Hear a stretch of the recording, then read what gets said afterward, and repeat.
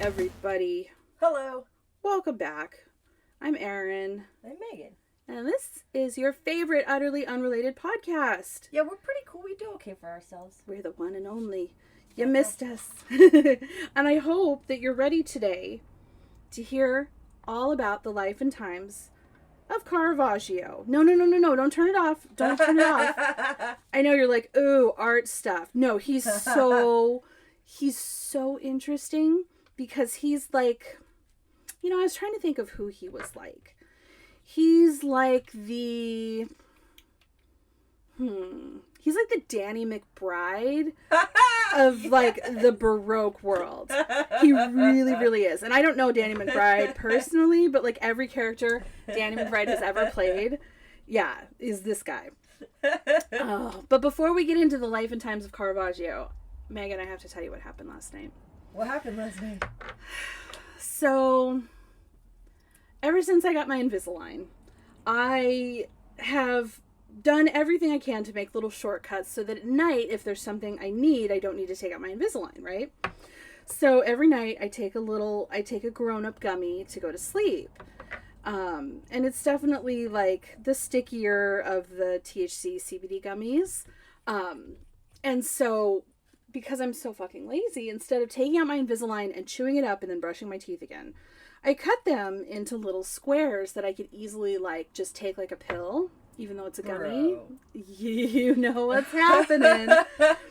So a couple weeks ago, I tossed a little one back and it got stuck in my throat and I was like, and I did like a, and it came out. And I was like, dude. Whoa, that was intense. Yeah. So I promptly forget about it. So last night, I'm in the kitchen. The boys are in the living room with Dave. I'm sorry, I have the worst sore throat this morning. It might just be a gummy.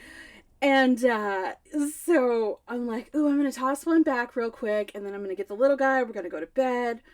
Nobody's paying attention to what I'm doing. So I toss a little gummy square in my mouth. And I try to down it like a pill with a big old gush of water. It lodges promptly right in my throat. And I have that Frank Reynolds moment from Sunny where he's choking at the table and they're all just looking at him. And I'm standing in the kitchen and I'm choking. I'm silently choking and no one is paying attention to me and they're screaming and they're running around. They're like, oh my God, Daddy's home. And I'm like going, and I'm trying to make the noise and I'm slamming my feet on the ground to be like, help me. Nobody notices. And my life flashed violently before my eyes. It was like full on lodged in there? It was lodged. And I'm like, my children are going to find me dead on the floor in 5 minutes. And it'll be because of a weed gummy.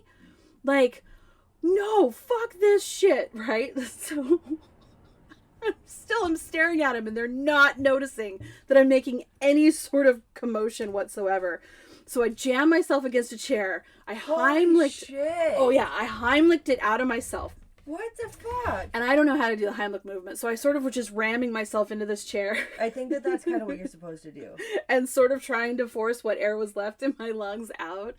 No. Oh, and with a giant it came flying out of my mouth across the table, and everyone turned and looked at me as I'm like... Like, did they look at you like you were an asshole? Oh, yeah. They're like, oh what the fuck is wrong with you? Like, why are you... fucking dying, guys? Yeah, and I was like, are you fucking kidding? And I'm standing there like, and I'm crying because I've just seen, the light at the end of the tunnel. I just said no vacancies. I could have sworn I saw my great grandpa coming for me, and I was just like, no, you don't understand. And Dave's already stoned because he's been on the back deck, and he's like, you're good now, right? I was like, I just almost died. Oh my God, I almost died and nobody cares. Good. And he's like, well, but you're good now. And I was like, nobody even noticed. I was fucking whimpering for help. And he's like, he immediately got this attitude. He's like, I was in there with the kids and they were being loud. I'm like, you don't get to be the one who's indignant about this. You don't get to decide who's mad about me almost dying. Exactly. I was so pissed. And so then I immediately have a panic attack. Oh. Like an uncontrollable panic attack because my throat hurts like it's never hurt before in my entire life. It's probably, I would equate it to what it feels like I'm assuming to get like a trach before you have surgery or something, or, you know, like intubated. Damn, I'm sorry. I think it might be the pain that like comes with being intubated, just that like scratch all the way down the throat. Holy shit. And so, and I have asthma, and so like my throat is swelling up. I'm having a panic attack, which immediately triggers an asthma attack. Oh my God. And I started to cry, and Dave was like, Oh. dude, you are okay. And I'm like, you don't understand what's happening right now. You don't need to tell me I'm okay. And he's like, let's just go lay you down in bed, right? Oh. So I'm starting to get that point where I'm like, oh my God, I can't see anything because I'm starting to like hyperventilate and pass out.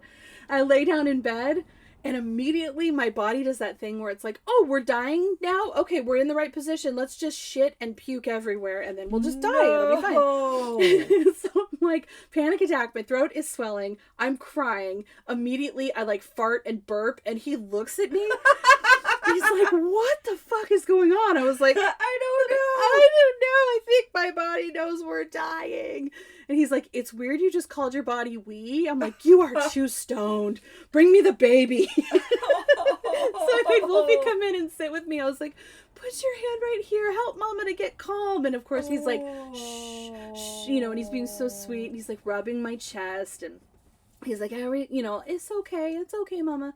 It was the sweetest thing ever. And then Dave walked back in, and he's like, is that your fart? And I was like, dude, shut up. Shut up. That's your breath. That's not my fart. Fuck you. And we immediately get in a fight.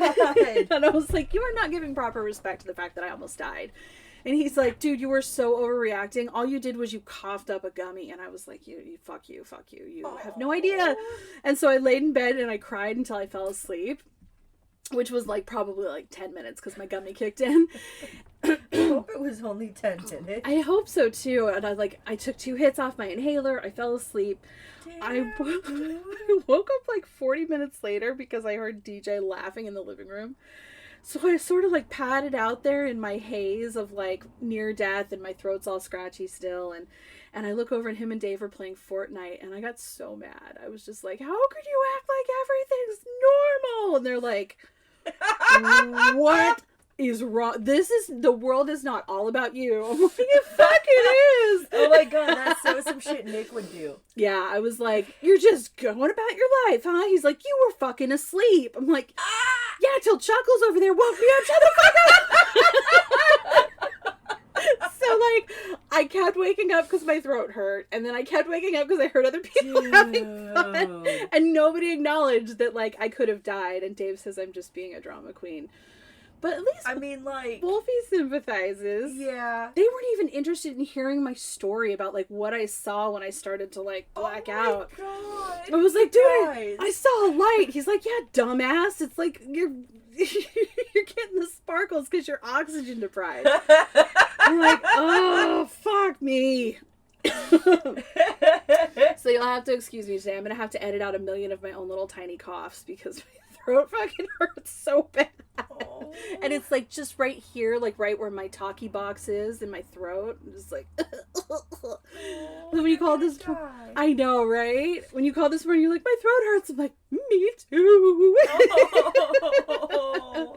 But for different. It was so dramatic. It was so stupid. I'm never, ever, ever gonna do that again. If I don't know if I believe that. You know what? You're right. Like, I hope that you're never gonna do that again, but I also fully acknowledge that you're probably gonna do that tonight. I was thinking about it. I think I'm gonna put a little sticky note on my little edibles thing and be like, take out your Invisalign, dumbass.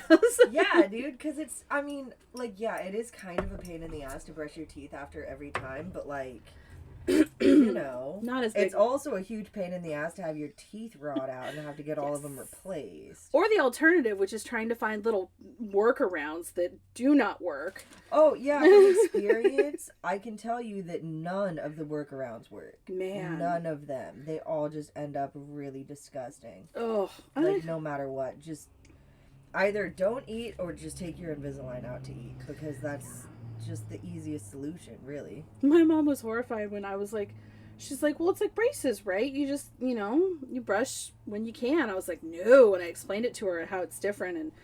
And she was like, oh my God, what a pain in the ass. Yeah, no, it is, though. It is a pain in the ass. Yeah, but not as much of a pain in the ass as, like, having It's not as bad as braces. traditional braces.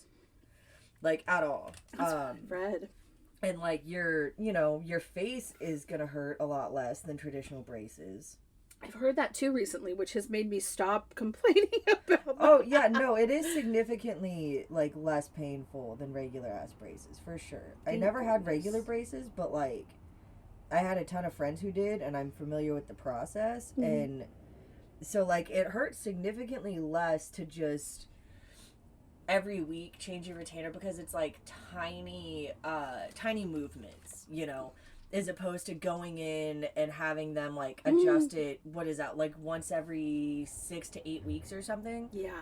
Like, because then it's larger movements, and also you can get it done faster, because you know you have the trays and stuff, so you can get that done faster than like having to go in to visits as well, and it costs less because less time in the orthodontist office is less money. That's true, because there's no insurance that exists that covers orthodontia, I don't believe.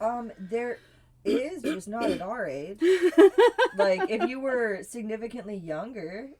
That's true. If I was, like, not like 40. DJ's age or something. Yeah, exactly. Yeah, at 40, like, unless there's, like, I mean, a really, really gigantic reason, they're just gonna be like, no. Nah. Like, unless you get like your teeth, you know, knocked in and you need the braces to stabilize them, and even then they're not going to give you Invisalign. They're going to give you like Dr. Elmer's special tooth holders. I remember there was a wrestler who I really liked named Cesaro, and they called him the Swiss Superman because he was from Switzerland. Oh, okay. Well, and or sense. wherever, yeah, that sounds right. And he got his ass beat, and a bunch of his teeth knocked out, and the rest were loose because he took a real legit kick to the face. Oh shit. And when he came back a couple weeks later and he smiled, he had like 2 bright white veneers and then like real thick braces. Oh, it's like, oh, poor guy. He's trying to look like a badass wrestler. God, these braces. You can't look badass with braces, man. No. Not unless you're a really mean 8-year-old. Oh, man. Speaking of mean 8-year-olds, Caravaggio. He was a mean 8-year-old? He was a mean 8-year-old. Did he have a spiky little mullet and a mean little look on his face? God, I hope so. That's my favorite part about, like, mean 8-year-olds. Is for some reason, in my mind, they are always from, like, 1992. Yes. And they always have red hair. Oh, yes. Or, like, light blonde hair. They never are brunette. We can tell what Megan's bullies looked like in elementary school. No brunettes. You know what? No? The only person who fits the bill of what I'm talking about is Doug Brinkmeyer. And granted, he was very racist later on. By later on, I mean junior high. He never bullied me. That's good. Yeah, I think I was too easy of a target. He liked a more nuanced bullying. Oh, I was low-hanging fruit. He wanted to, like, go and specifically target people who weren't looking to get bullied. I was also very low-hanging fruit. Big head, giant gap in my front teeth. Oh. One friend, and we sat under the tree on the playground and played fairies. Oh, that's sweet. You had a friend. I didn't. I had one friend for a minute till I turned on her, and then I had no one. Oh my god! Yeah. So it was your fault you didn't have friends. I was a piece of shit. I was trying to impress the really popular girl by being mean to my friend, and I knew that wouldn't work. I burned that bridge, and then I had no friends, and I got picked on anyway. It was so lame. In 1990, whenever all the school shootings started happening. Yeah. The round 1 of school shootings, not the nowadays ones. Not school shootings part 2. This is the OG Star Wars school shooting. So back in my 90s, I don't know why they're mine. Like, all the popular kids started being nice to me. I was a goth kid. All the popular kids started being nice to me, and I was like, what the fuck's your angle? I thought that they were gonna, like, not 10 Things I Hate About Yumi. The other one with, with the even prettier girl. Who's, but she's got glasses. She's got glasses and overalls. Yeah, right? Yeah. The one with, the Kiss Freddie Me Prinze song. Jr. Yeah. I thought that they were thatting me. Oh. I thought that they were just being nice to me to later be even meaner to me. And so I was like, I'm not going to play your fucking game, kids. Turns out they just wanted to be nice. Oh, I'm also suspicious of nice people in general. Yeah. Just like, what do you want from me? Yeah, I think part of it's growing up like Mormon, because growing up in a cult will fucking do that, where it's like, what's your angle? Yeah. I don't trust you. That will definitely do it. Mine was from growing up like a very severely abused child who was a goth also. Yeah, so it's like, wait, what do you want? Get away from me. Why are you being nice to me? Nobody's nice to me. Fuck off. Well, and like my family was nice to me. I just, like, nobody else was. My friends knew I was kind of a piece of shit, so they were like, arm's distance with you. You know what? I think the definition of being a piece of shit when you're a child is you're in survival mode. And you're doing what you can to survive. Yeah. I mean, for a lot of people, but that wasn't really my angle. I'm nice to people I don't know, but I'm kind of a dick to people I do know, and it's how I show them that I like them. See, and that makes perfect sense. That really does, because kids are mean to the people they trust the most. Yeah. Which is why when Alex says, I don't even love you, it means he loves you more than Nick. Oh, I doubt that. Nick's his favorite. Really? Oh, yeah. He's a daddy's guy. Oh, well, he's a both of us guy. I was going to say. It depends on who he's been hanging out with more. That makes sense. Yeah. He likes us, though. But anyway, Caravaggio and his spiky little mullet. So we're going to go through his life and times. Not so much his artwork, which I know is sort of an interesting road to take, but everybody knows his artwork. If you Google Caravaggio, every one of his paintings is going to pop up. But the real interesting stuff is the story of the man.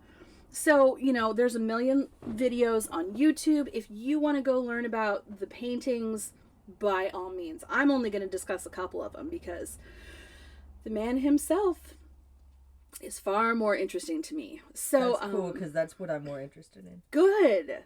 So a lot of my sources today are definitely like art history books, and I'll list them at the end. But he was an arrogant and rebellious murderer. And his mood. He was a murderer. He legit was a murderer. And he's so his short life matched the drama of his works. Basically, he was a very dramatic painter. He was what I would call a hyper-realist, but he is said to have single-handedly created the Baroque style. So that's what he's mostly known for. Most of his paintings he did for the church because they paid him, not because he was super devout. We know more about him than other artists of the time because he just kept getting arrested. And so that made for a better paper trail. A lot of people who were very brilliant artists but boring people didn't have the paper trail that he has. So diving right in, he was born Michelangelo Merisi on September 29th, 1571.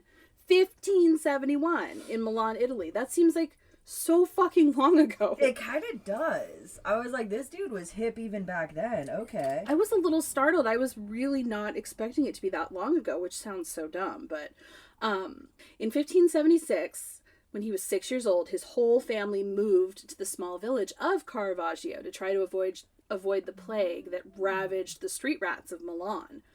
And when I say street rats, I mean the actual rats, because Milan was actually overrun with the plague, and so they were like, fuck this, and they moved to Caravaggio, which it was a tiny little village, but sadly they brought the plague with them. Mm-hmm. Oh no, they were like carriers, like asymptomatic carriers. They were. Oh shit. And so shortly after they moved there, only he and his mother survived the plague, making sweet, violent love to the rest of his family. His father, his uncle, grandmother, grandfather, and by some accounts, siblings all died of the plague. And by the end of the outbreak in the area, 1/5 of the population of northern Italy was dead. So He was real bummed about that.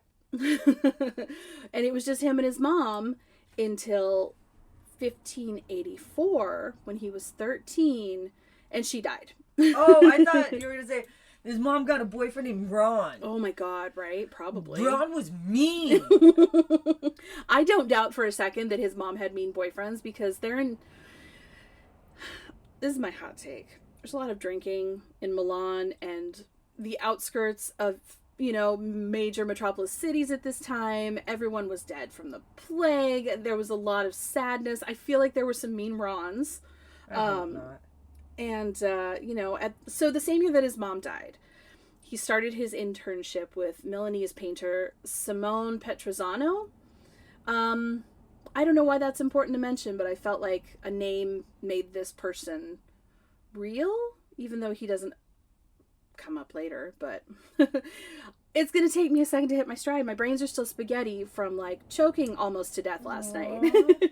So, he spent some time with him. So, in 1584, he hung out with Petrosano. In 1592, he left Milan for Rome because he was like, dude, not only am I sick of this small town bullshit, but this policeman, like, was hanging out near me and mysteriously got injured almost to death. So I'm going to take off, but it definitely wasn't me. I did not stomp him out of, like, rage. I promise, cross my heart, but peace, I'm going to Rome. He 100% beat the shit out of a policeman.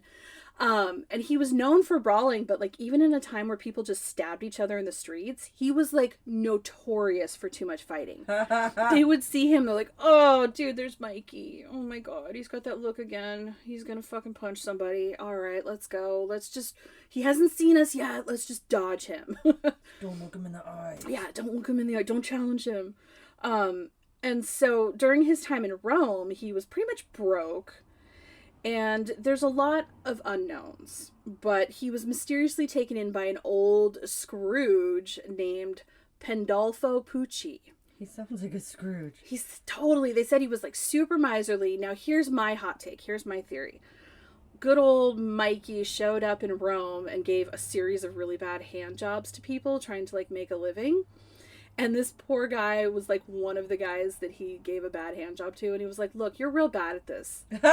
Like, you're not going to make any money. Why don't you just come back and live with me? And he was like, cool. You mean I don't have to give you hand jobs? And he's like, just, no. He's like, well, no. I mean, we're not going to go that far. Yeah. Just maybe let's do other hone things. your hand job skills, though. And I know that's totally slanderous, but it's what I see happening and it makes me happy. Because how else do you make a living when you're broke? It said literally he showed up broke and naked in Rome. Naked? Naked implies to me vulnerable, which also transmits to sex worker. I'm so just thinking naked as in ain't got no clothes. Ooh, no pants or nothing. Maybe. You just hangling out. So a few months later, he found himself working in a painting warehouse, mostly because the whole hand job thing didn't work out. Wait, a painting warehouse? Mm-hmm. Like, they make mugs and shit, or what? Or they, like, it's literally just they're cranking out, like, hand-done paintings. That's the one. No shit. Yeah. Okay, well. So I put down here that it was... Do they give him, like, inspiration, like, draw houses today? Or they're just, like... So that's what I wondered, too, right? I'm like, do you just sit in this bleak warehouse with other, like... That would be fucking hard, dude. Crimp-handed painters no that are, like... prompts, just everyone drawing cats and shoes. Exactly. So, he mostly specialized in flowers and fruit. Okay, he was in the flowers and fruit department. He was. And I picture, like, IKEA-style paintings. Yeah, ditto. That would be sold just, like, some to, like... basic bitch, like, live, laugh, love type shit, you know?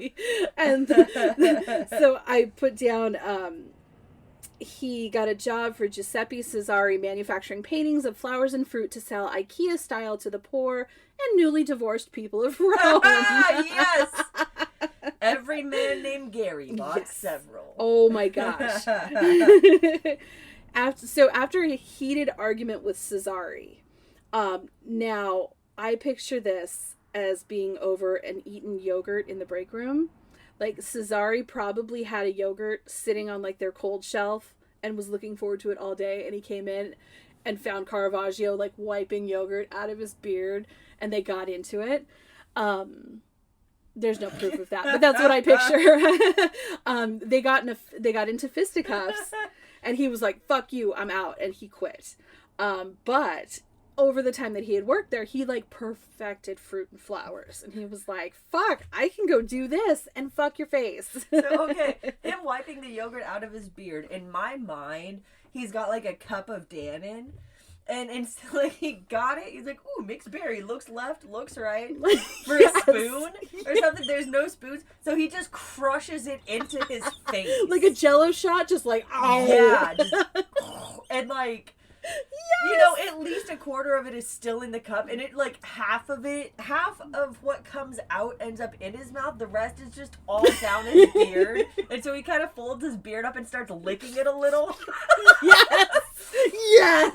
And as he's using the bottom of his shirt to, like, wipe the rest of it into his black beard. Oh my this, God. like, purplish yogurt into his beard. Yes. The person who, like, owns it comes in and is like, is that a blueberry in your beard? He's like, no, I'm just happy to see you. Yeah. No, dude. For real, it smells like mixed berry yogurt in here, and I fucking had one, and there's not one there. Did you eat it? Like, I can see it in my head. I don't know what you're talking about. He licks it out of his corner of his mouth. I totally see that happening, because Caravaggio, he had low-key vibes, for sure. I love this dude. I love him. And at this point, he's still a teenager, so I don't know physically what he looked like, but he was fucking hot when he got older. He was like Laszlo from What We Do in the Shadows. He was like Antonio Banderas. Like, he has fucking sexy vibes. Sexy Italian guy vibes. So after that, after all of the painting in the warehouse, he goes on a bit of a bender, and the rest of his life is a bender of just beating the shit out of people for perceived injustices that maybe did not exist. So he's my husband. Potentially, yes. So we're going to kind of go through his rap sheet a little bit here, because this is when things start to get interesting. So in 1600, when he is 19, is that right? Yeah, so he's 19, I think. Anyway, he's a young man. And in November of 1600, he attacked a colleague with a stick. And then the following February, he was brought before the magistrates, accused of having raised his sword against a soldier, which are like, stick, sword, not a big deal. But apparently it was known that he roamed the streets at night with his servant and his dog, just like looking for people to brawl. Holy shit. Yeah, he's like one of those guys that if you pass him on the street and you didn't look at him, he would go, "What are you looking at?" just to get your attention, and then be like, "Fuck you." So he had a real... He's got small dick vibes. He's got small dick vibes. He's got a spicy attitude, but with good reason, which we'll get into a little bit later. Yeah, because so far he's just seeming kind of like he came here to get tap-out shirts and fight, and he's all out of tap-out shirts. He would have had the barbed wire tattoo today. He would have had all of like the energy drink beanies and the tap-out shirts, and so yes. He's John McAfee. Yes, I was not exaggerating. Although with more or less murder, I guess that's debatable. More or less, about the same. Different murder? Different styles of murder. Okay, well, so, you have my attention.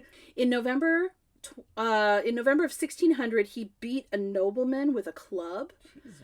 And the nobleman was a personal guest of the cardinal, so he got some very unwanted attention. Also, what the fuck did he think he was gonna get with all of this gallivanting about just fucking hitting people? Oh, think he's gonna get a fucking medal? I know.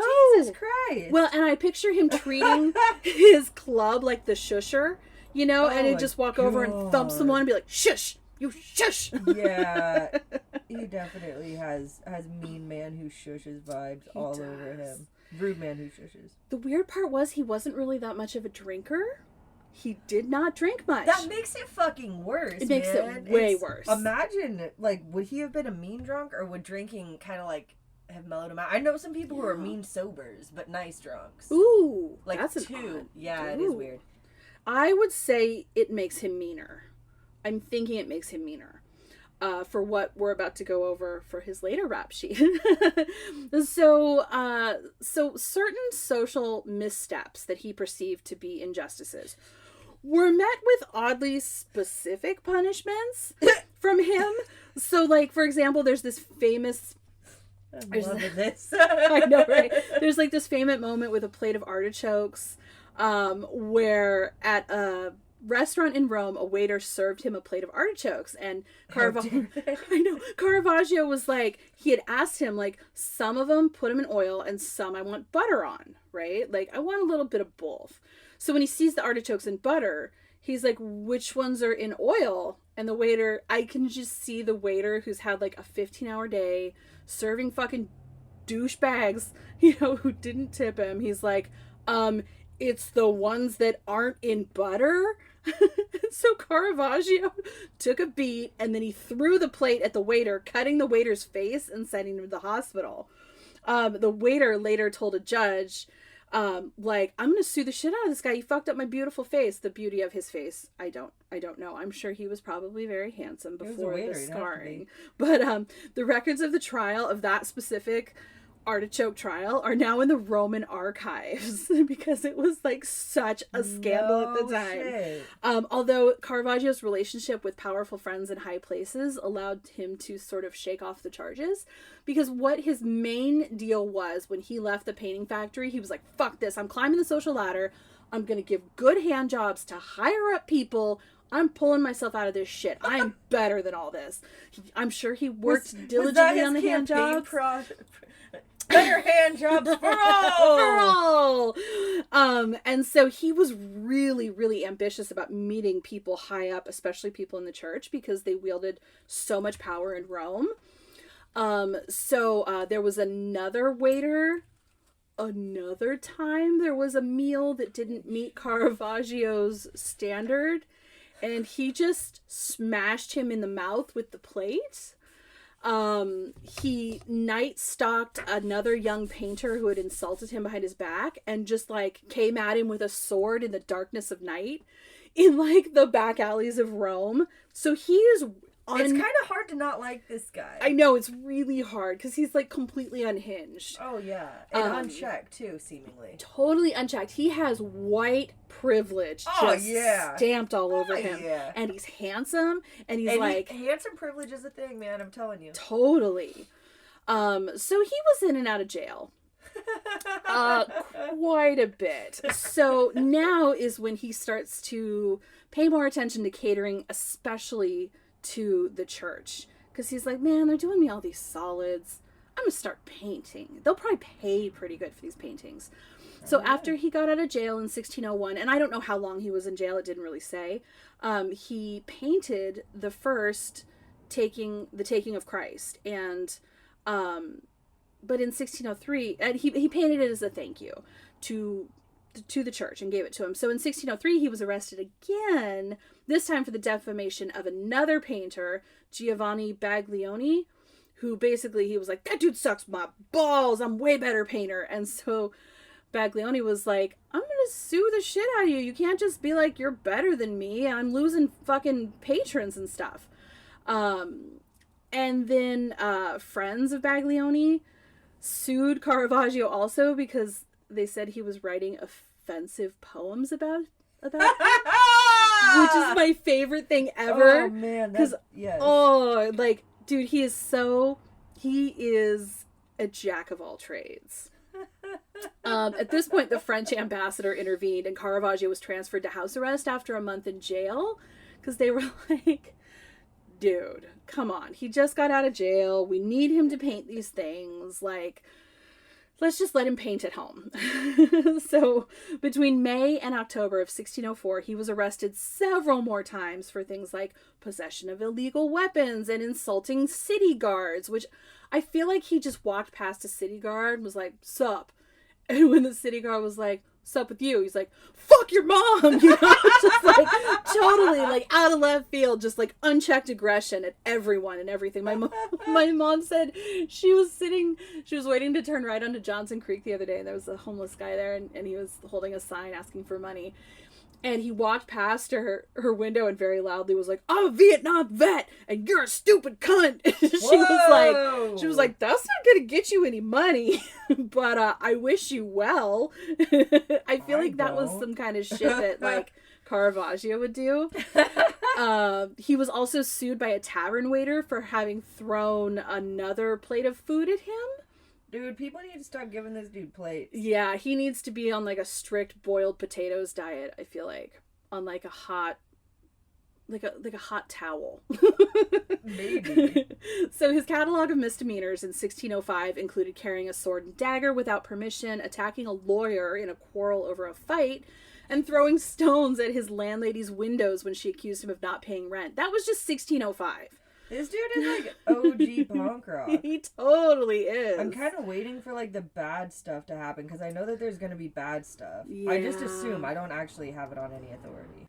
In 1605, he fled to Genoa for 3 weeks after seriously injuring a notary in a dispute over a model of his and her lover. So he definitely had dalliances. Nothing was really well documented. He loved men and women equally and with equal hand job passion, I'm assuming. He did not discriminate, which I love about him. So Laszlo of him.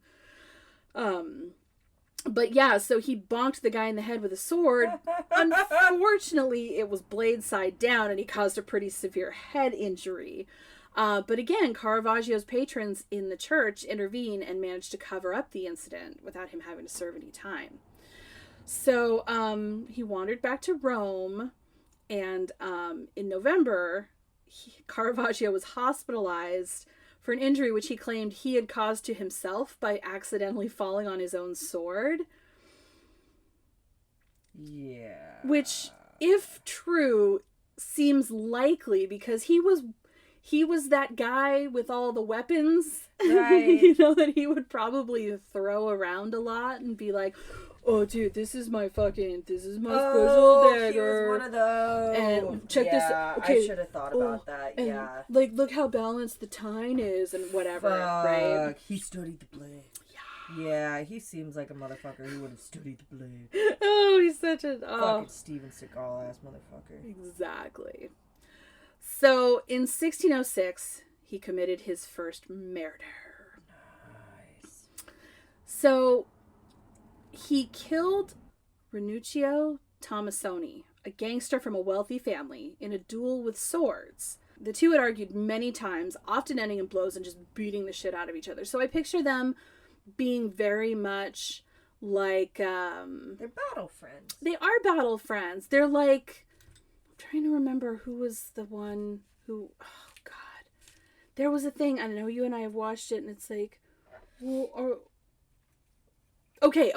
The Lego Batman movie. Yeah. How the Joker's all... Yeah. Like, come on, I'm your biggest ally, or I'm your biggest enemy, and Batman's like, I don't even think about you. It was like that kind of shit where they were like totally always battling over a woman. Oh. So many rumors circulated this time as to the actual cause of the duel. I thought maybe it's because Caravaggio was like, bye, Felicia, to this guy, and it just escalated. Like, I'm not Felicia. You're Felicia. But it turns out it was a little more romantic than that. So some will say it was over a tennis game. It was over a gambling debt. It was all those things, but it was a culmination of fights. He was very jealous over his lady, who was a well-known Roman sex worker who had modeled for him in several important paintings, and Tomasoni was her pimp. And so it was more like a, but I love her, give her to me. No, she's my top moneymaker kind of a situation, which is so romantic, I think. I think it is too. Until Caravaggio castrated Tomasoni with his sword. Oh. Before... That escalated quickly. Ooh, before killing him. Now, some versions say that he was accidentally killed during the castration. What? But I feel like if Caravaggio, yeah. if Caravaggio was hanging, if he was going for the castration, then the death was just like a secondary plus, if you ask me. I think it was probably like, well, I'm going to cut off his dangle, and if he dies, he dies, you know, kind of a thing. But, like, it wasn't his end game to make the guy die. No, I think he ultimately wanted him to just live dickless and as a joke. Jesus Christ, this fucking guy. So his brains at this point are filled with ghosts. His blood is full of schemes. And he is off the rails paranoid. And now her pimp, which I wish there was a different word for it. I wish there was, I don't know. You know, like they upgraded. Yeah. He was from a wealthy family who was severely outraged by his death and demanded justice. They were like, dude, we are the Kardashians of this time. We have a brand. We have our name made for us. And you fucking killed Kim. Like, you killed our number one child. And so Caravaggio's patrons were unable to protect him. At this point, they were like, you're on your fucking own. So he was sentenced to a beheading for the murder. And an open bounty was decreed, enabling anyone who recognized him to legally carry out this sentence. Yeah. So at this point, he went on the run. All of his paintings began to obsessively depict severed heads, often his own at this time. Huh. But yeah, he moved just south of the city, which to me isn't like a real big run. But when everyone you see on the street has the ability to cut your head off if they recognize you, like, you should go further south than Naples. Yeah, that seems a little cocky, I think. Yes. They'll never recognize me. I have a mustache now. Exactly. So while he was in Naples, he painted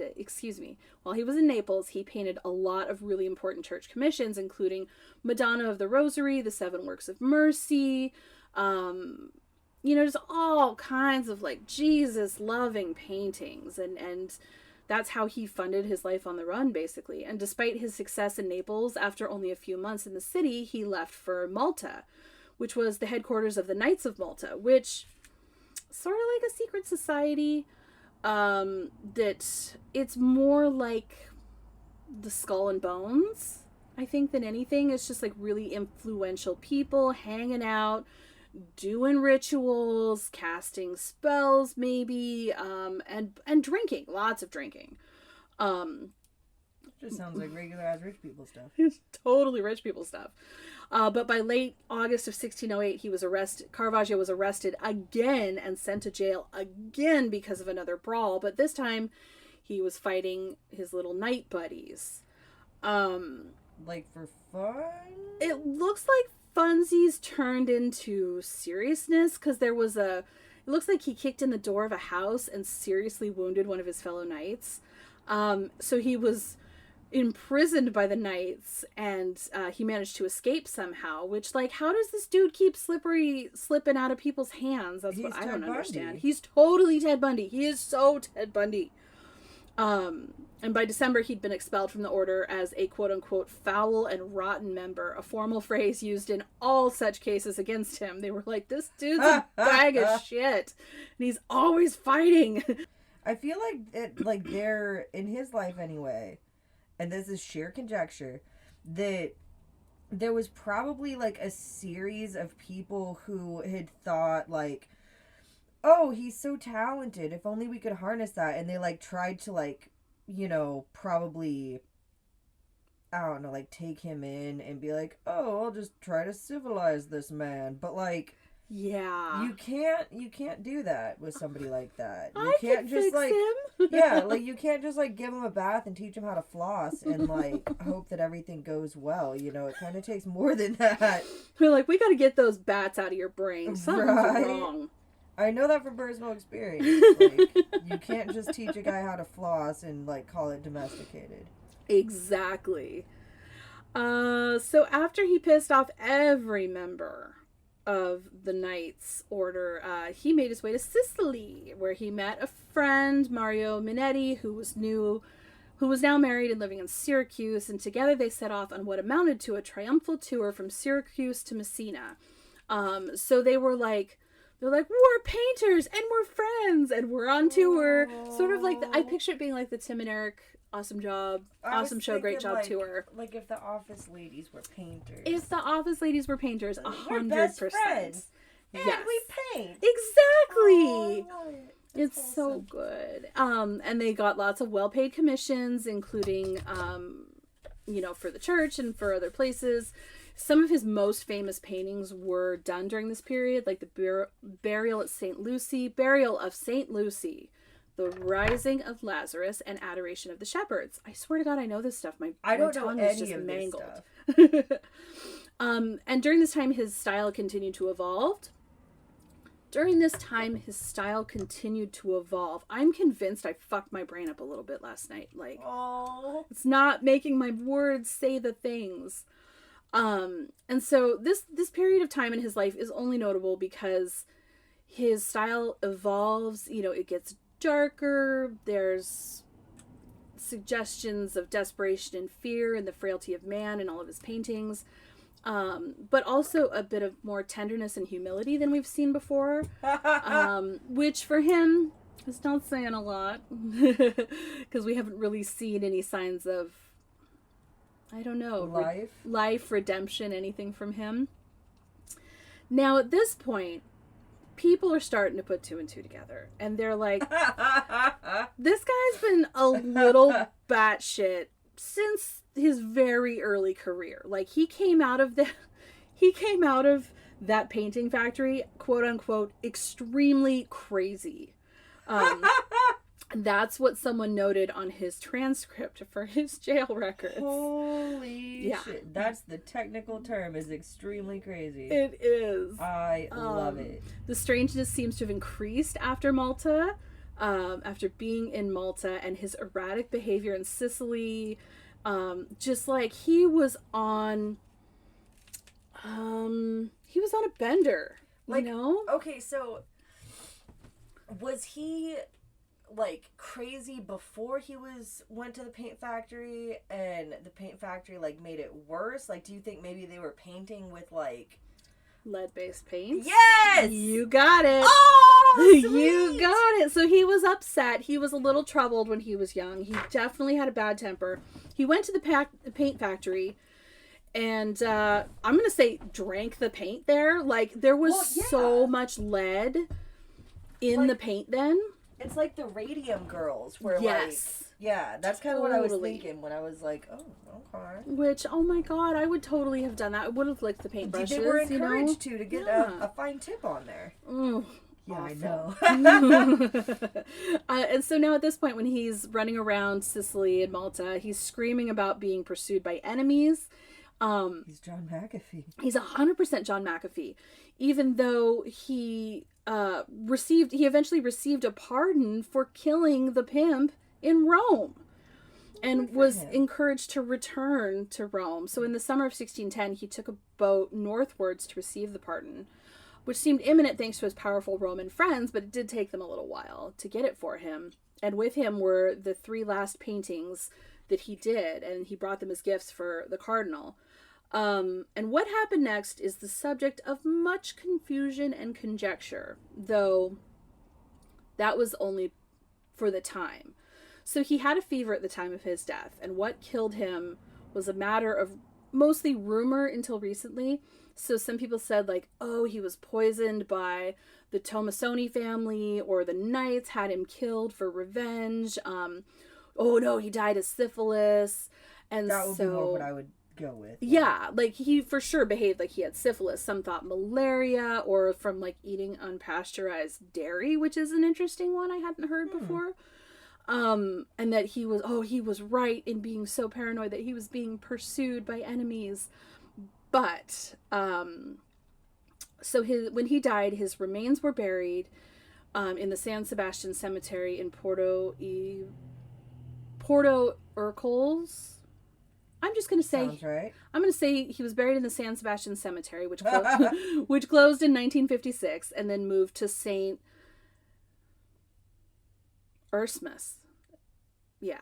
And then he moved to St. Erasmus Cemetery, where in 2010, archaeologists conducted a year-long investigation of remains found in 3 crypts there. And after using DNA, carbon dating, and other methods, believe with almost 100% confidence that they have found Caravaggio, they have found his remains, and that he died of extreme lead poisoning.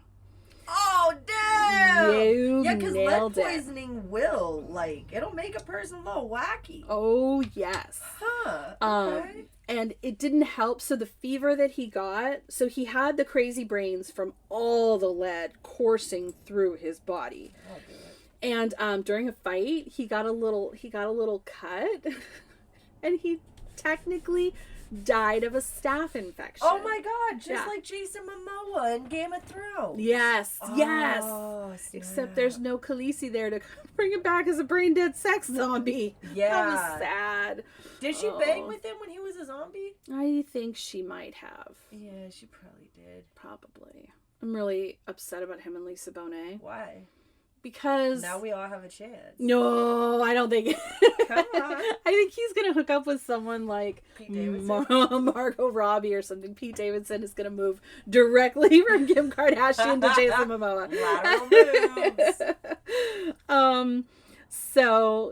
So basically that is the life and times of Caravaggio. He fucking love it. He lived hard, he partied hard, he painted fucking monstrously scary images, and he died A kind of scary bad death. a very scary bad death with like real sad face. Man. I know. He was a hottie with a body and he lived life to his fullest. Aw, he lived, laughed, loved. He sure fucking did. That fucking guy. He loved to laugh. Man. I bet he did a lot of laughing while he was stomping people. Yeah, he probably did. He was like, fuck your face! That dude And got some crazy eye vibes. Yes, he does. Oh my god, totally. Or he's like got like crazy jealous girlfriend vibes. Oh, yeah. You know, like, Yeah, he'll show up at your house. oh, he'll call. He'll be like, what are you doing? He'll Oh, call. really? Because I'm here. Yep, he'll call from the driveway. Be like, I can fucking see that you're not at your mom's. You're picking your toenails right now. You don't look like you're live, laugh, loving, Sheila. God, no kidding. So that's Caravaggio. I fucking love that. That was great. Oh, he's so good. He's so spicy. We'll put up some pictures on the Insta. If you want to investigate his paintings, feel free. Of course, I featured the one of the handmaiden whispering into the lady's ear as she cuts off that sleeping guy's head. Oh, that was Caravaggio? That was Caravaggio. Damn. Yeah, that was one of my favorites. Yeah, that chick's, the handmaiden's face, is fucking terrifying. Dude. So terrifying. She has definitely committed herself full time to mischief and crime. Absolutely. Like, no two ways, dude. I would. That's how I picture my life being in the 1500s if I was an old lady, just mischief and crimes. I can't wait till I'm an old lady now and I can start shoplifting. It's gonna be awesome. I'm stoked for those schemes. Oh, schemes. I am a big schemer. I have realized I'm doing some real intense self-evaluating now that it's the beginning of the year, which is so cliche, and I like to try to evaluate myself honestly as much as I can when I notice there's a problem. But like, for sure, I have an inordinate amount of schemes that are always like going at one time and never coming to fruition. Dude, you shouldn't feel bad about that. I also have like too many fucking schemes most of the time. You know, I will say my only saving grace is the schemes, when they don't work out, they only hurt me. They don't hurt anyone else. I'm not like stealing from anyone or, you know, taking old ladies' retirement funds or anything. It's just like, my schemes to make a quick buck don't work out. It's just fine. Well, my schemes usually only necessarily benefit me. So, I mean, they're not necessarily detrimental to anybody. Like corporations for sure. Oh, yes. But like, yeah, I don't, you know, I'm not gonna steal from a human, but corporations, yes. I will do it through loopholes. Yes. I'm also an agent of chaos for loopholes in corporate. Oh, I've got a boner for loopholes. Oh, man. There are so many times. So Dave was really pissed yesterday. He went and picked up breakfast for us. And he was like, he came home and he was like, I had to fucking stand there forever while they finished our order. And I watched, you know, the rest of our food get cold. I'm so pissed off. And so since I was the one who had ordered the food, he didn't know who got what. And so once we doled out the food, he realized that the food that he had sat and waited for wasn't even part of our order. They had just accidentally given us another breakfast for free. Bro, that's a mixed bag of emotions. And he was so violently angry. I was like, but look at all the free French toast we got. And he was like, fuck French toast. I don't even want to eat it. And I was just like, but like, that's when a good scheme pays off. Like, you flustered the girl with your meanness, and then she gave you a free fucking meal. I mean, I don't think she did that on purpose. I don't think so at all. I think she genuinely was flustered. It was Saturday morning. We ordered from Biscuits. Oh. You know, they're always super busy. Yeah, for sure. And he was just like, God damn it. I'm like, dude, that is a free $15.99 breakfast. I know it because I've paid for it before. It's $15.99. Hells yeah. And I felt a little conflicted about that because they're kind of a mom and pop place. But they do have several locations, so they're not that mom and pop. Yeah, I wouldn't have felt too awfully terrible about it. Well, join us next week. We'll have some good shit for you. Da, da, da, Da, da, da, da. Oh, my poor throat hurts.